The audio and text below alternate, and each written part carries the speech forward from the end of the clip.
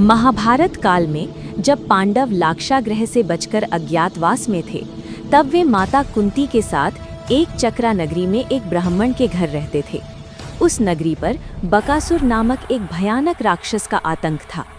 बकासुर अत्यंत बलशाली, क्रूर और नरभक्षी था। वो रोज नगरवासियों से एक बैलगाड़ी भर भोजन और एक मनुष्य मांगता था।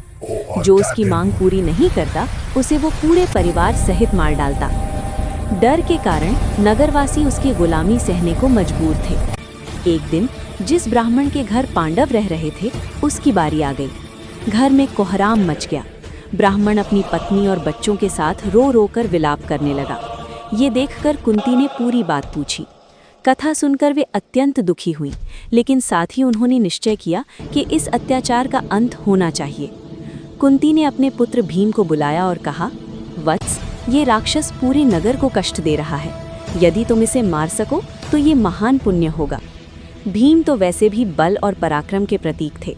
उन्होंने तुरंत कहा, माता, आप निश्चिंत रहें, आज इस राक्षस का अंत निश्चित है। निर्णय हुआ कि भोजन लेकर भीम स्वयं बकासुर के पास जाएंगे। भीम बैलगाड़ी में भोजन रखकर बकासुर के अड्डे की ओर चले, लेकिन रास्ते में ही वे खाने लगे। रोटी, चावल, सब्जी, सब कुछ।